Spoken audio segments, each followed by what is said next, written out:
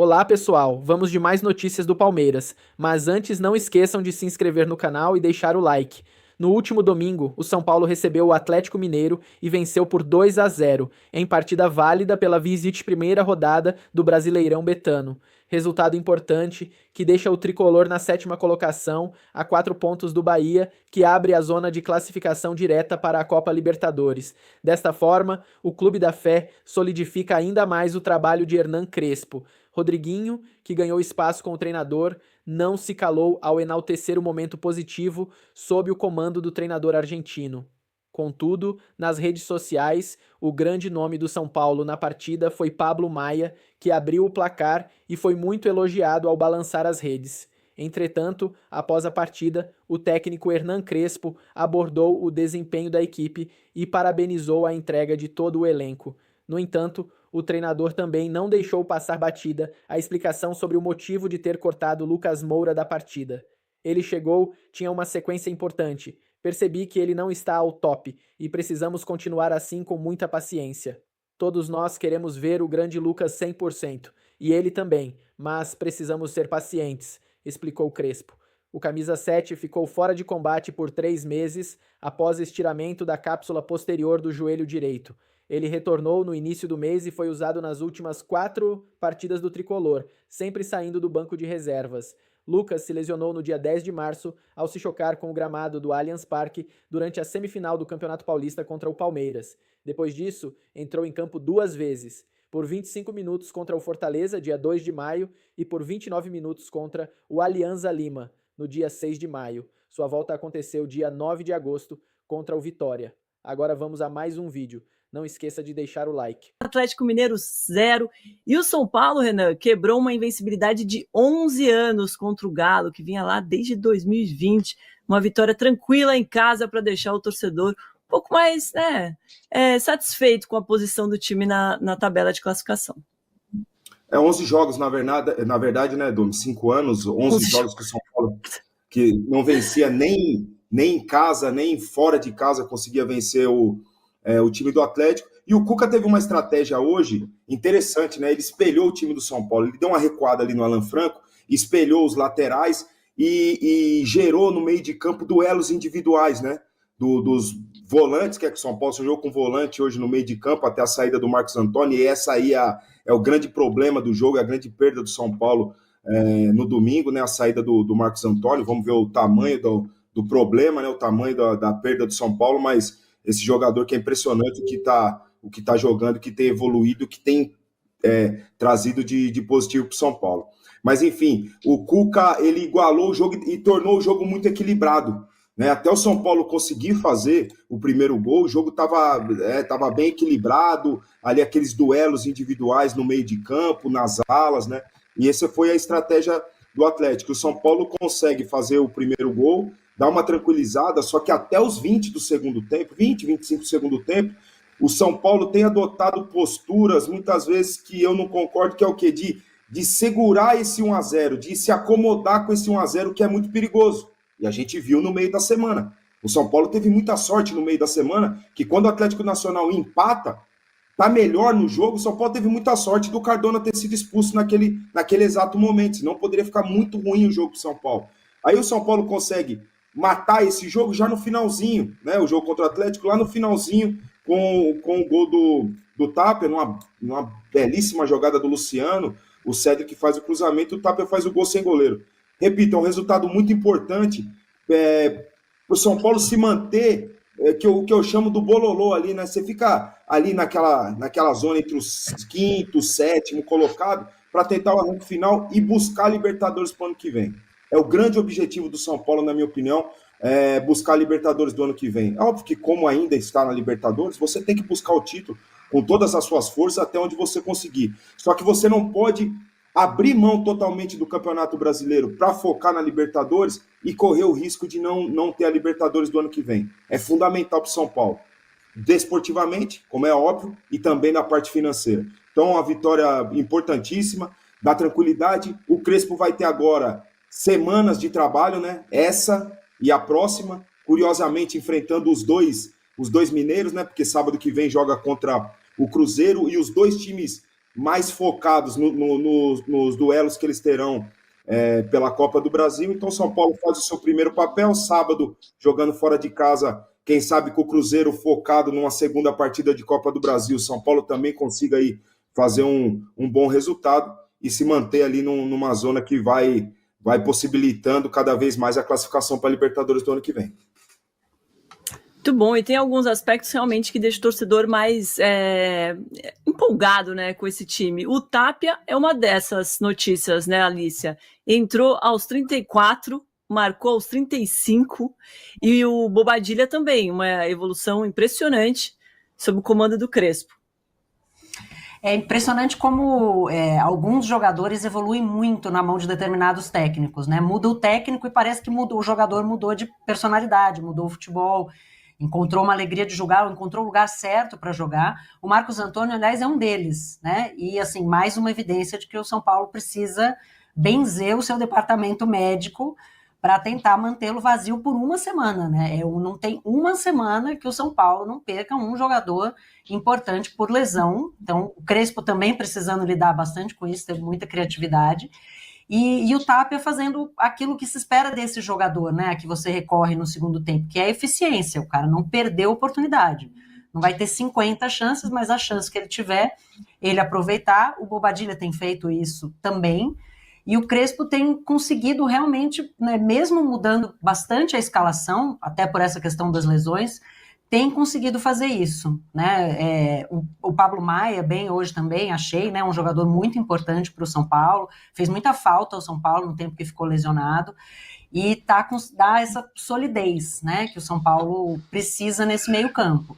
Eu acho que é fundamental, concordo 100% com o Renan, é não tirar o olho do Campeonato Brasileiro, por isso esse resultado é tão importante. O próprio Atlético é o grande exemplo, no ano passado, do que dá você focar nas Copas e tirar o olho do brasileiro, né? Foi as duas finais, foi a final da Copa do Brasil com a final da Libertadores, e no brasileiro, por pouco, não estava até a última rodada brigando para não ser rebaixado, né? Ficou com a vaga na Sul-Americana, também por um triz, e acabou fora da Libertadores. Então, é muito importante o São Paulo manter esse foco, né, economizando forças aí, agora não tem mais a Copa do Brasil, então nessa semana descansa, aproveitar isso para conseguir economizar e jogar um futebol melhor na Libertadores, porque contra o Atlético Nacional foi mais sorte que juízo, né? O Cardona, né, com muita participação do Cardona, no primeiro jogo perdendo 2 pênaltis, no segundo jogo sendo expulso, ao comemorar o pênalti que ele queria bater e não pôde bater.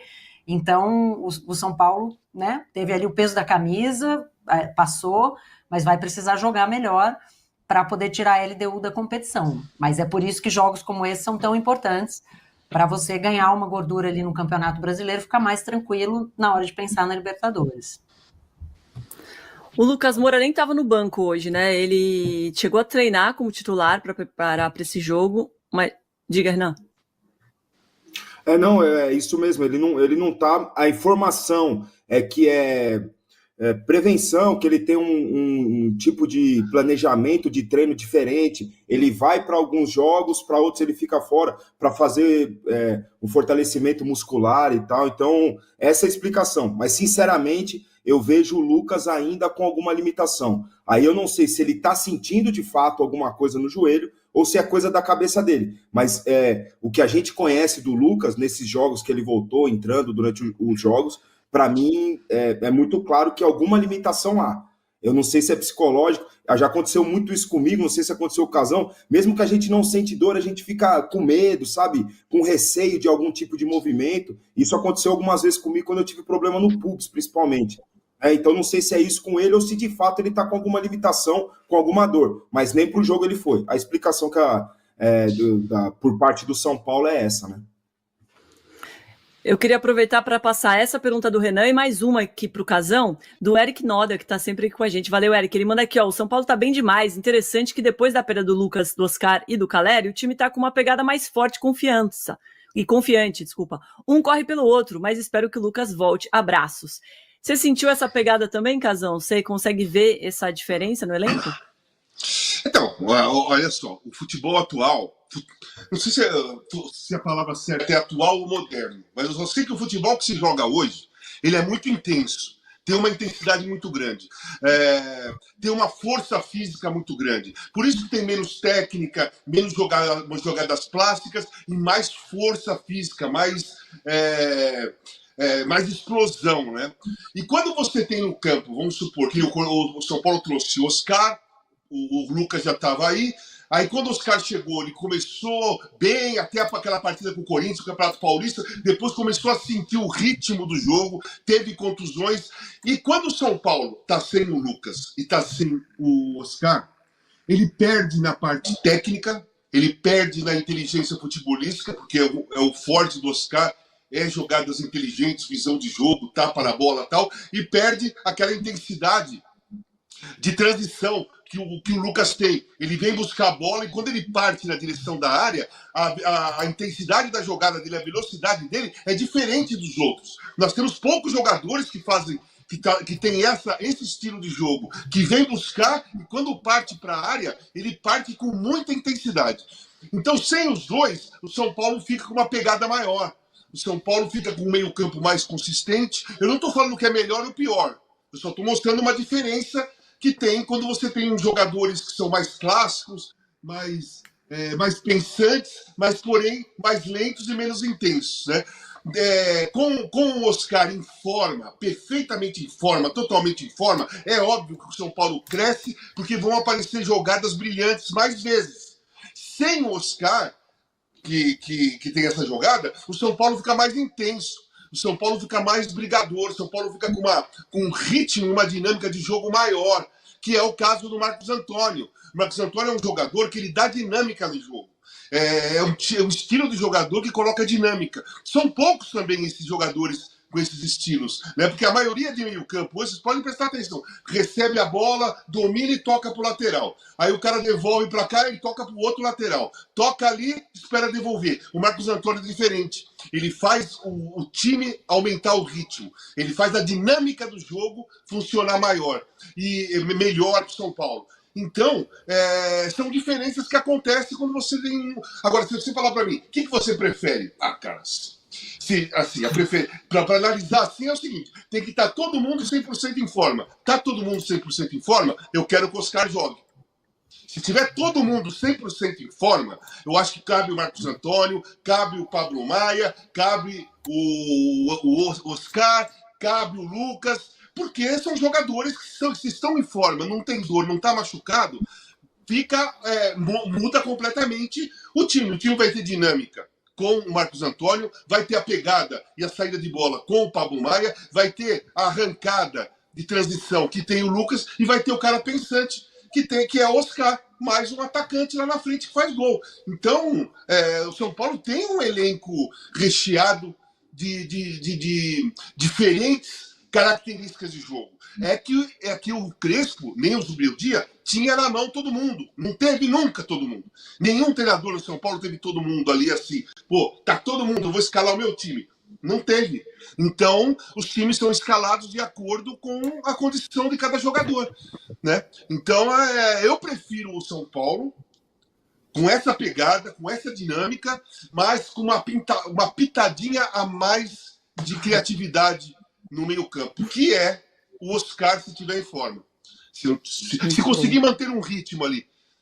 Agora, a questão que o Renan falou da parte psicológica, eu acho assim, eu nunca tive essa questão psicológica. Eu tive assim, eu rompi o ligamento cruzado, fiquei 6 meses parado, voltei e eu tinha dificuldade para girar em cima do joelho esquerdo. Então, as primeiras giradas, eu tinha receio de sentir a mesma dor que eu senti na contusão.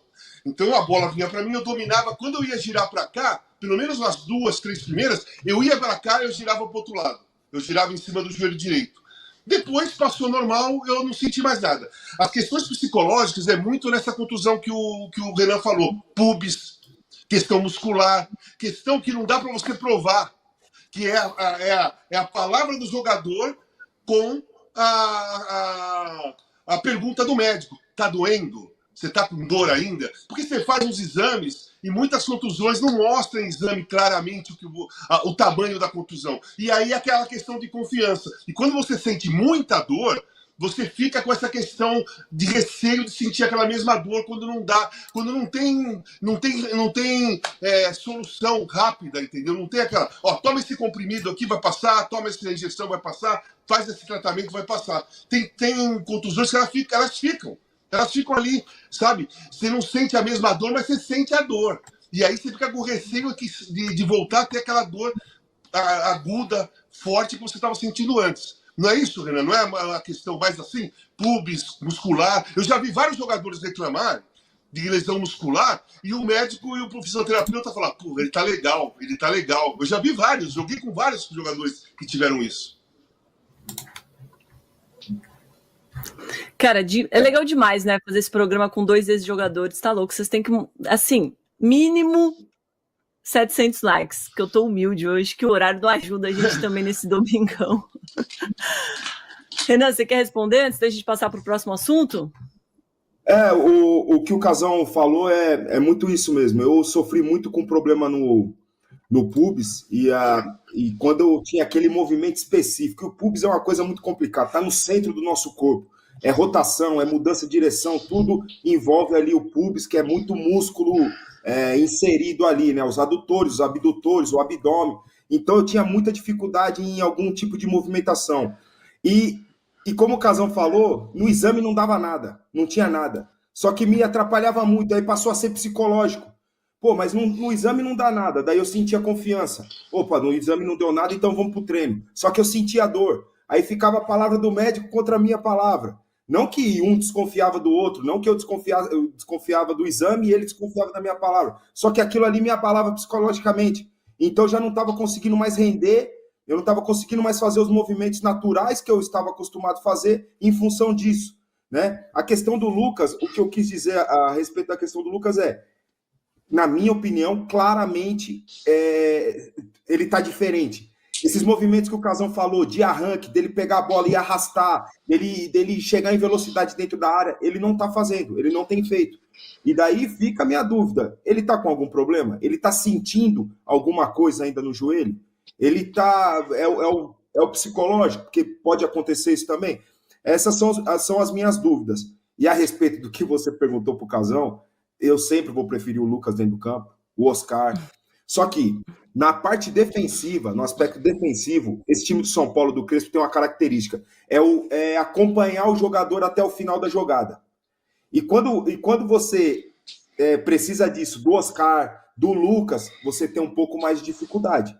Você pode reparar, enquanto a bola não sai, enquanto não acaba a jogada, o jogador de São Paulo ele é obrigado a acompanhar até o fim o jogador que está no setor dele. E, cara, vamos ser sinceros, é mais difícil isso para o Lucas, né? Como característica, não que é um problema, mas como característica para o Oscar. Isso aí são coisas que eles têm que se adaptar, ou o treinador vai ter que se adaptar ao jeito deles. Só que também ficou claro, e eu estava no Morumbi na terça-feira, ficou claro que quando o Rodriguinho sai e entra o Lucas, o São Paulo perde o meio do campo, em função disso.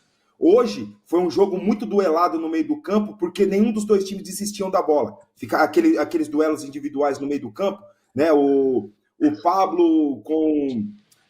quem que estava no meio de campo do Atlético? Tava o Gabriel Menino. O Renier, né? O menino que era do Flamengo. Tava o Pablo Maia com o Renier. O Marcos Antônio com o Igor Gomes. Então, o estilo de jogo do São Paulo é gerar esses duelos individuais. E é nisso que, fisicamente, como o Casão falou, eles têm que estar bem preparados para jogar no time do Crespo. Esse é um detalhe. Porque rotatividade com a bola, qualidade com a bola, a gente não vai discutir. Visão de jogo e qualidade, eu não vou discutir se o Oscar tem ou não. Fisicamente, ele está preparado para executar isso que o Crespo exige. E é uma exigência que, infelizmente, se um ficar para trás, né? Se um não agir, não reagir, agir da forma correta, desencadeia todo o sistema, né? Então, são detalhes aí que o Crespo vai ter tempo para trabalhar nessas 2 semanas e logo depois vem a data FIFA. Então, é importante para recuperar jogadores, para ele trabalhar nesse sentido também, né? Muito bom, o Rogério Matuque mandou, né? O segundo gol dele com a camisa do São Paulo, que seja o segundo de muitos e muitos gols. Que você calha a minha boca, calha a boca de todo mundo que te critica e ajude o São Paulo a ser campeão, ok? O Pablo Maia fez um belo gol, inclusive, tá, rapaziada? O São Paulo que Repito, não fez um grandíssimo jogo, mas teve as melhores oportunidades, né? Antes, deixa o like, comenta, compartilha, se inscreva aqui no canal se você não for um inscrito, ativa também o sininho das notificações e tem um recadinho especial pra você, rapaziada. Já pensou ter aí no seu celular, aqui ó, no seu WhatsApp, um gerente de um banco? Rapaziada, com o Meu Jota você tem um gerente de banco lá no seu WhatsApp, o que facilita demais pra você a fazer transações, né, cobranças, pagar algum boleto, né, rapaziada, gerar boleto. Aí lá você consegue consultar quanto de saldo que você tem em todas as suas contas bancárias, realiza Pix só com um comando aqui no WhatsApp, porque hoje em dia a gente tá vivendo o mundo da tecnologia, né? Inteligência artificial pra tudo quanto é lado e cada vez mais e mais melhor, né, rapaziada? Digamos assim, né? E o Jota é um aplicativo, na verdade é uma inteligência artificial que te ajuda aí no dia a dia a fazer transações, a fazer cobranças, a pagar boleto, a organizar também a sua agenda de pagamento. Você pode pedir pro Jota, por exemplo, organizar a sua agenda. Fala assim, você pode mandar pro Jota, quero aqui pagar no dia tal, que o Jota vai organizar pra você. Eu já fiz até um vídeo no canal secundário mostrando como que funciona direitinho. Você pode lá no Jota, no WhatsApp, fazer tudo que você não precisa ficar abrindo um monte de aplicativo de banco. No Jota, você tem tudo no seu WhatsApp e faz tudo com comando de voz, ou por mensagem de texto, ou até por QR Code e por aí vai, tá? Abra sua conta gratuitamente agora no link que eu vou deixar na descrição do vídeo. Clica aqui, abra sua conta gratuita e faça agora parte do Jota também. Tem o Jota como seu gerente de banco, beleza? Link aqui na descrição. Continuando, São Paulo hoje foi a campo sem o Lucas Moura, né? Esperávamos o Lucas como titular, mas o Lucas parece estar seguindo um cronograma e tal. Acabou que não foi nem relacionado pro jogo de hoje, né? Entrou, então, o time de Hernan Crespo com o Rafael no gol, Ferrarese, Alan Franco e Sabino na zaga, Cedric, Bobadilha, Pablo Maia, Marcos Antônio e Enzo Dias completando ali o meio de campo, com Ferreirinha e André Silva no ataque, né? E aí, o time começou com muitas dificuldades a partida, o Atlético Mineiro conseguiu equilibrar, porque a gente esperava um ímpeto um pouco maior do São Paulo por jogar em casa, mas não tivemos isso no começo do jogo. São Paulo foi controlar a partida depois dos 15, 16, 17 minutos de jogo, né? Aí o São Paulo começou a equilibrar e criar as oportunidades. Só que, apesar do São Paulo não ter feito um jogo brilhante, apesar do São Paulo não ter dominado, não ter sido dominante, o São Paulo não correu risco praticamente. Se a gente for olhar friamente as estatísticas, por exemplo, tá aqui pra vocês, até mostrar pra vocês pra ficar mais fácil, ó. As estatísticas são essas, ó. O Atlético Mineiro deu 4 chutes, 4 finalizações, nenhuma foi no gol. O São Paulo deu 10 finalizações, finalizou mais, e 5 foram no gol, metade foram no gol, né? Dominou a posse de bola com 51%, só que olhando isso aqui é um olhar muito frio, né, rapaziada? O Atlético Mineiro meteu uma bola na trave, por exemplo, na cobrança do Gustavo Scarpa no segundo tempo. E foi só. Foi só. O Atlético Mineiro não envolveu o São Paulo. O Atlético Mineiro não ofereceu grandes riscos ao gol do Rafael. O São Paulo não foi um time brilhante hoje. O São Paulo não foi um primor de futebol que o São Paulo apresentou hoje. Mas foi muito mais eficiente do que o Atlético Mineiro e por isso o resultado positivo 2-0 para o São Paulo, um excelente resultado que coloca o São Paulo, rapaziada, na 7ª colocação novamente, porque até antes do São Paulo entrar em campo, o São Paulo estava na 8ª. E aí o Mirassol tem 19 jogos ali, o Bragantino, que tá aqui com o São Paulo, tem 21 jogos, mesma quantidade de jogos do São Paulo, só que tem 30 pontos, e o Fluminense pode ultrapassar o São Paulo, porque tem 2 jogos a menos, então tem que ficar de olho no Fluminense aqui, pra ver se vai conseguir chegar no São Paulo. É o único que pode ultrapassar o São Paulo é o Fluminense, tá, rapaziada? Então, vamos ver o que vai acontecer. O Mirassol tá com 32 pontos, os mesmos números de pontos de São Paulo e Botafogo, só que os dois com jogos a menos, né? Então, tem esse quesito aí. Até tudo se normalizar vai demorar um pouquinho, tá, rapaziada? Enfim, repito, né? São Paulo não fez um primor de partida, mas fez o que tinha que fazer, que era conquistar os 3 pontos. E tá tudo bem. O Ferreirinha teve oportunidades no primeiro tempo. O São Paulo criou algumas chances. Só que o São Paulo abusa às vezes de perder gol também, viu? Meu Deus do céu. Tem que tomar cuidado com esse negócio. Já falei que pode dar ruim, né? Gostaria de saber a sua opinião em relação ao jogo de hoje. Hoje foi o segundo jogo do São Paulo apenas no Brasileirão que tivemos um público de menos de 30 mil pessoas, tá? faz parte, pô, lotamos o Morumbi aí na última terça-feira. Acho que era normal o pessoal não comparecer em peso nesse jogo de hoje, até porque o ingresso não tá tão barato. Para você chegar no estádio tem o metrô, mas aí você tem custos para comida, essas paradas. O cara que vai de carro, o cara já gasta com gasolina, gasta com estacionamento, não é barato. Então um povo, acho que mais pensando na questão orçamentária, né? Mas na questão financeira, acho que o torcedor de São Paulo não compareceu tanto em peso, mas também não foi um público ruim, não, né, rapaziada? Enfim, bom resultado pro São Paulo, resultado importante. Agora o Tricolor volta a campo, mano. Rapaz, só no sábado, né? Vou colocar aqui pra vocês, ó. Volta só no sábado, quando o Tricolor encara o Cruzeiro. Vai encarar o Cruzeiro fora de casa, no Mineirão. Cruzeiro que tá embaladíssimo, né, rapaziada? Vice colocado. O São Paulo encarando 2 mineiros na sequência. O jogo vai ser sábado às 9 horas da noite. Vamos ver se o São Paulo vai conseguir. Vai ter semana inteira pra trabalhar, né? Semana inteira pra recuperar jogador. O Marcos Antônio saiu lesionado, preocupa. O Lucas talvez volta a ser opção. Hoje tivemos a volta do Luca, né? Jovem da base ali, que despontou em um jogo de Libertadores, inclusive, tá? Foi relacionado novamente. Hoje estreou também a camisa 3 do São Paulo. Gostaria de saber o que você achou da camisa, do uniforme 3, né? Todo preto, dourado. Eu achei que ficou bem bonito, mano. A linha completa, assim, ficou bem da hora, né? Eu não tô falando muito do jogo, rapaziada, porque o jogo eu resumi já tudo. Resumi todo o jogo. O jogo foi um jogo normal. Um jogo ok, que o resultado era que interessava e tá tudo bem. São Paulo, gente, acho que quebrou a sequência que o Zubeldia conquistou no ano passado de invencibilidade no Campeonato Brasileiro. Se não me engano, o São Paulo agora tá a 8 jogos sem perder no Campeonato Brasileiro. Uma ótima sequência que o Hernan Crespo conseguiu construir até esse exato momento, né? Vamos pra mais. Vamos, no Mineirão, aí você sabe, né? O Cruzeiro é freguês do São Paulo. Então, anota mais uma vitória na conta aí. Invencibilidade ainda maior. Então, deixando a gente sonhar, hein, rapaziada? Vou pegar aqui a classificação. O São Paulo, ó, tá aqui a 4 pontos do G4. Tudo bem que o Bahia tem 19 jogos apenas e tal, né? Mas tamo aqui, ó. O Bahia tá olhando o retrovisor, tá vendo o São Paulo Futebol Clube lá. A gente vai chegar daquele jeitão, rapaziada. Enfim, eu vou parar por aqui. Não tem muito o que falar do jogo de hoje, não. Foi um jogo ok, como eu falei. Não vou ficar enrolando aqui, segurando vocês, enchendo linguiça, não. Fechou? Então, é isso, rapaziada. Grande vitória do São Paulo. Vamos comemorar essa vitória. Falei que vai ter a semana cheia pra trabalhar, pra treinar, pra recuperar jogador, pra inscrever o Mailton, né, rapaziada, que foi contratado, não foi nem anunciado ainda, mas o São Paulo está aguardando a documentação junto ao Metalist pra poder anunciar a contratação.